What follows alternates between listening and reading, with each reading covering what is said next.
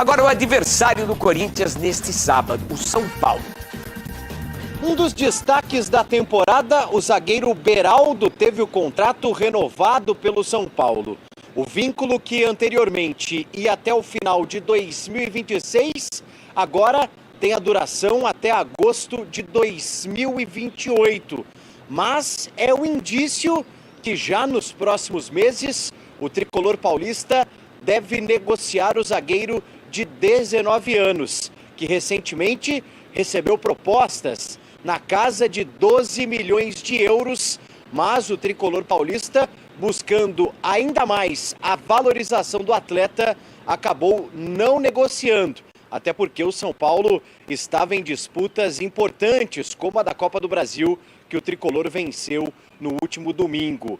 Beraldo é um dos destaques do time, tem 41 jogos na temporada e 1 gol marcado. É uma das principais promessas do futebol brasileiro. O São Paulo tem 60% dos direitos econômicos do atleta, que tem 20%, além do 15% de Piracicaba, que detém os outros 20% do jogador, com o vínculo então renovado com o tricolor paulista. Beraldo, inclusive, deve retornar ao time titular do São Paulo no jogo deste sábado contra o Corinthians, clássico no Morumbi, 6h30, já que Dorival Júnior, que descansou os titulares contra o Coritiba no meio de semana, retorna com os principais jogadores para o majestoso. Com isso, um provável tricolor paulista que não terá Arboleda, que segue no departamento médico com uma lesão na coxa, deve ter Rafael no gol, Rafinha na lateral direita, a defesa com Diego Costa e Beraldo de contrato renovado e Caio Paulista pelo lado esquerdo. Meio de campo com Pablo Maia, Alisson, Rodrigo Nestor, o herói do título da Copa do Brasil, e o Wellington Rato, e no ataque Lucas e Caleri. Expectativa de um ótimo público para este clássico, já que, além da rivalidade, acaba sendo um duelo direto na tabela de classificação do Campeonato Brasileiro, já que o tricolor paulista agora tem o objetivo de se distanciar cada vez mais da zona do rebaixamento. Cara, impressionante, é histórico e tal, mas eu não sei quem deu esse nome. História, se pesquisar eu vou descobrir, mas eu acho tão feio esse nome, clássico, majestoso, pelo amor de Deus. Vamos dar um pulo agora no Rio de Janeiro. Mano Menezes, que não pode estar no campo orientando o Corinthians, está suspenso para esse clássico, né? A estreia real vai ser contra o Fortaleza na semifinal, o jogo de volta. Mas o que dá para imaginar desse jogo, né? Porque estamos falando de um clássico de um São Paulo que trata como quase uma festa, que não pôde fazer contra o Coritiba, tinha muita pressão para aquele jogo e tudo mais, chuva, deve ser time titular, força máxima do outro lado. Entre as semifinais, o Corinthians tem novo técnico. Como encarar esse clássico pro lado do Corinthians? É interessante, né? Porque o São Paulo não pode negociar pontos no Campeonato Brasileiro, né? Mesmo já tendo conseguido o título tão importante como o da Copa do Brasil, a consequente vaga na Copa Libertadores. O São Paulo não pode ter um fim de Campeonato Brasileiro frequentando a tabela da metade para baixo. Isso não pode acontecer e a missão da comissão técnica que levou o time ao título da Copa do Brasil é conseguir fazer com que os jogadores continuem jogando no nível que estavam na Copa do Brasil, agora no Campeonato Brasileiro. O jogo com o Corinthians é um jogo diferente, como eu falei agora há pouco. O torcedor se mobiliza de uma outra maneira, os jogadores também. E o adversário do São Paulo tem essa questão. O Mano acabou de dizer, nós vamos tomar cuidado com a escalação, vamos tomar cuidado com os jogadores, não podemos perder ninguém para terça-feira. Só que o Corinthians também não pode negociar a pontuação no Campeonato Brasileiro, né? A situação do Corinthians também é uma situação que não lhe permite nenhum conforto. Então eu vejo o Corinthians em maus lençóis, digamos assim. Ele não pode se dedicar totalmente a esse jogo, seja em escolha de jogadores, seja no compromisso com esse clássico. Vai ter que fazer o melhor que puder, porque contra o São Paulo você não pode tratar de outra maneira. E a imagem que fica evidente é a do último encontro. Por metade daquela partida na Copa do Brasil, no primeiro tempo, o Corinthians simplesmente não sabia o que estava fazendo no Morumbi e foi atropelado pelo São Paulo de maneira inapelável. Vamos para o lado do São Paulo.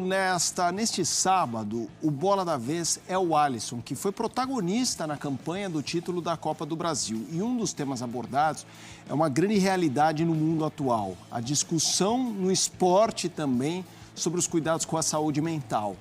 Alisson passou por momentos muito difíceis no começo de 2023. Pensou em largar o futebol e desistir da vida. Vamos ouvir. Eles viraram e falaram, olha, você está com um início de depressão e uma crise de ansiedade. Mas calma que a gente vai cuidar disso. Só que eu não vi esperança nenhuma, eu me sentia muito mal. É uma coisa que eu vivi minha vida inteira, eu não conseguia ver nem meu filho brincando, né? Então foi algo muito difícil assim para mim. Foram 3, 4 semanas que eu fiquei muito mal, sabe? Sem ver futebol, sem ver nada. Mas, como eu falo, Você ficou esse período afastado, trancado dentro de casa? Afastado dentro de casa. E nesse meio tempo já vinha pensamentos de eu querer fazer alguma coisa, de suicídio, né? Eu queria, já pensava em pegar o carro, bater o carro. E daí teve um episódio que aconteceu comigo, depois de um tempo, que eu ligo para um companheiro do clube pedindo ele uma ajuda que eu queria suicidar.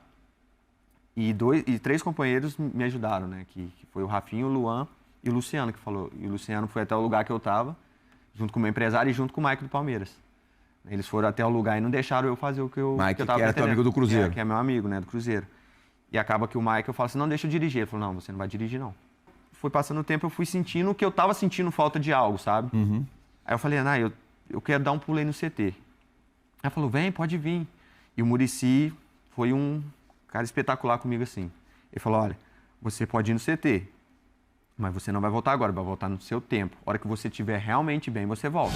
Só, essa entrevista está imperdível. O Bola da Vez é neste sábado, às 10 da noite. André, é incrível o relato dele. Estamos falando de um cara que meses depois é protagonista, vivendo um dos melhores momentos da sua carreira. Isso.